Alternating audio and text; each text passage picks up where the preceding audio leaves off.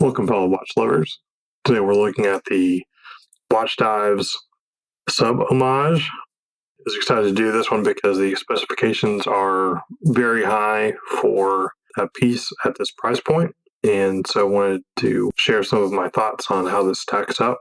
The specs are unusually high on a piece that's around the $100 price point here, and talk about that. So it has a beautiful sunray dial, this all blue version has a ceramic insert, and both of those things are not unusual.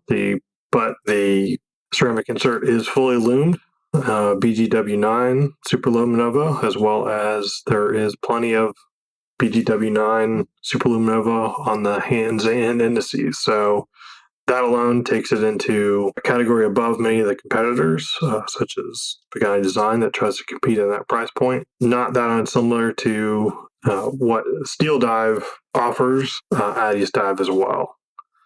But we'll talk about kind of where it starts to stand out a little bit in a minute. We do have a Cyclops on here that does magnify the date about 2.5 times. And very well done, as you can see here. We have a printed logo with the WatchDives logo as well as the printed text. And the one thing you'll notice that is different than many others that compete at this price point is they do claim 300 meters of water resistance, so 1,000 feet.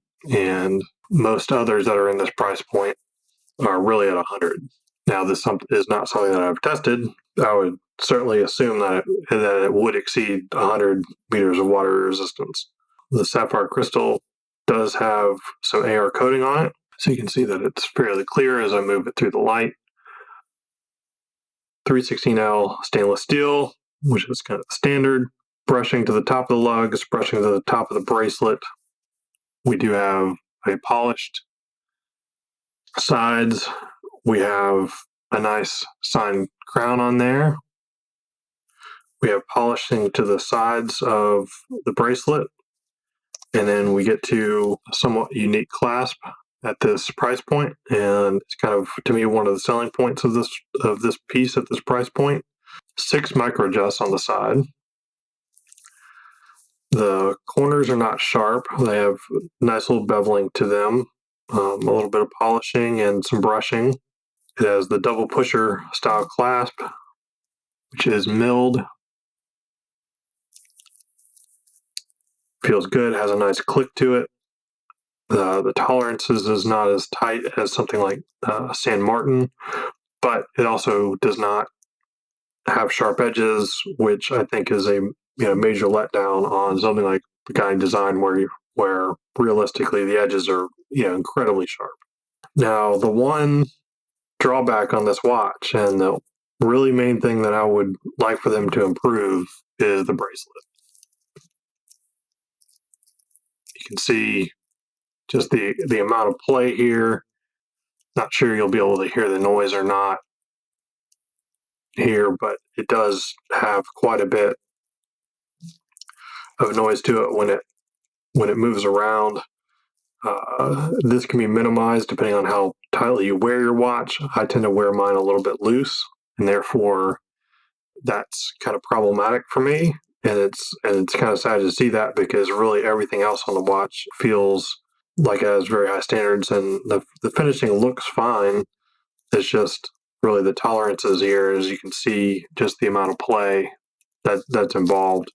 The back of the case is brushed and polished, plain case back here, all done to a fine standard for the back of the case.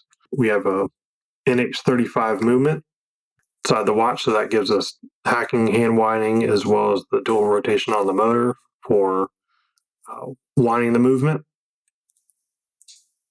It is my preferred movement in all these budget pieces because it's easily replaceable and readily available, as well as inexpensive.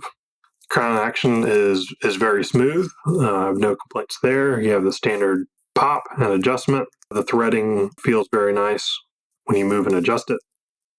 Now, this is one area where it deviates a little bit, and that is, depending on how you measure this, it's around 41 millimeters of case.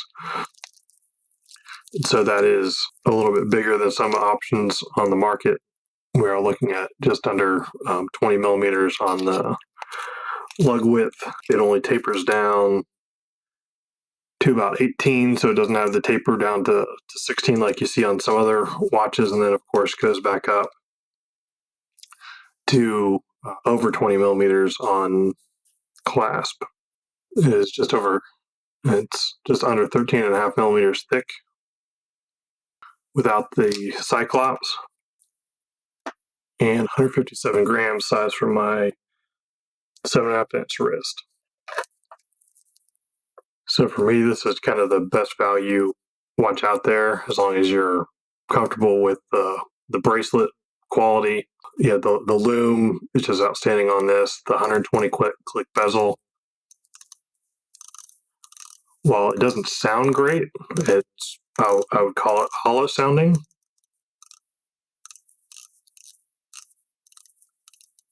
Does feel good, and it's done to good tolerances, and it is 120 click. Fully loomed bezel insert, full magnification on the Cyclops.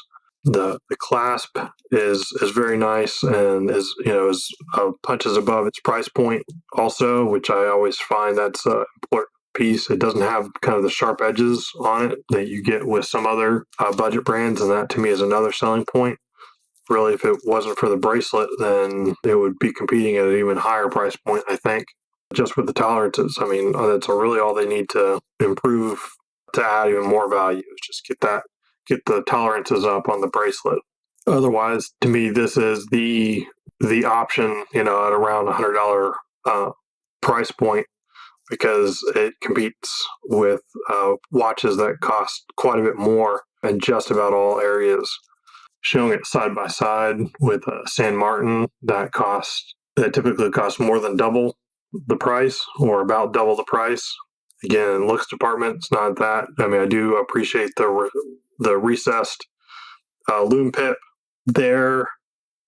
I do like the slightly smaller size on the San Martin. The San Martin does definitely have a better, more refined bracelet, and that's really what brings it into the next category, as well as the bracelet is better finished to higher tolerances on the San Martin. But really, the WatchDives would absolutely be good enough, other than that bracelet, in my opinion.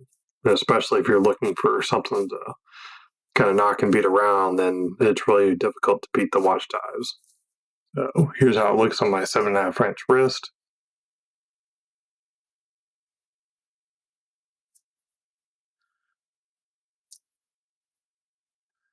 I do love the 6 micro adjusts. It's obviously an on-the-fly adjustment, which would be ideal, but with 6 micro adjustments, you really can get customized fit to how you like it. And I like, about a index finger space between that and the bracelet, so that my wrist can expand, as I certainly do, especially in the summertime.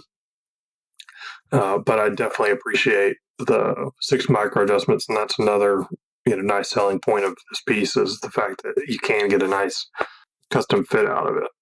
I hope this review has been helpful to you, and if you like this type of content, please like and subscribe to the channel.